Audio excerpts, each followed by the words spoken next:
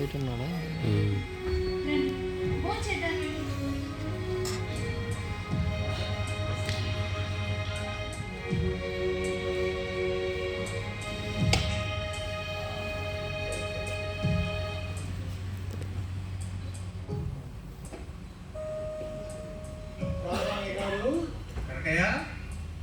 ఏంటి విశేషం?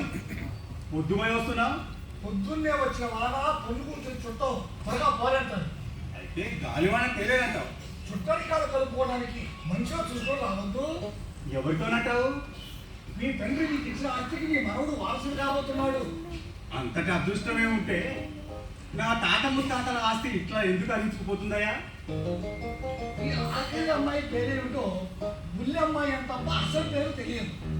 వరుది అందరికీ బాగానే జరిగింది. కడగొట్టు బిడ్డ దీని దగ్గరికి వచ్చేసరికి ఏలిన నాటి చెని పట్టుకుంది. ఎంత గారాబంగా పెంచామో నీకు తెలుసుగా. తెలియకే అమ్మాయి వరువుని అదృష్ట జాతకురాలు. ఏంటి నువ్వు అనేది? సంబంధం ఏ ఊరు? 80 ఎకరాల బాగా కళ్ళ 25,000 పైనే ఉంటుంది. ఒక్కడ కొడుకు అత్త ఆడపిల్లలు పోడు. అమ్మాయికి బంగారం అంటే నమ్మండి. ఇంతకంటే ఏం కావాలి? కనుకే అరే కూర్చో కూర్చోవయా. మీ ఉప్పు తినవాడిని, మీ వల్ల లబ్ధి పొందేవాడిని, మీ రుణం తీర్చుకోగలిగితే అంతకంటే కావాల్సింది ఏముంది? వెనక ముందు చూడకు, సంబంధం ఖాయపరచు. ఇంతకీ వారిది ఎవరో చెప్పకపోతే మనూరే. మనూరా? నాకు తెలియకుండా మనూరులో అంతటి వాళ్ళు ఎవరున్నారయ్యా? ఎవరు?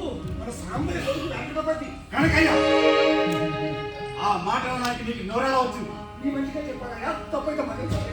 వద్దు, వేరే సంబంధం చూడు. నాకున్నదంతా దానికే ఇచ్చేస్తాను. నా బిడ్డకు మాత్రం అన్యాయం చేయాలి. ఇప్పుడున్న పరిస్థితుల్లో మీరు ఏం న్యాయం చేయడం చెప్పండి. ఆస్తి అంతా అంటే ఎంత ఇస్తారే?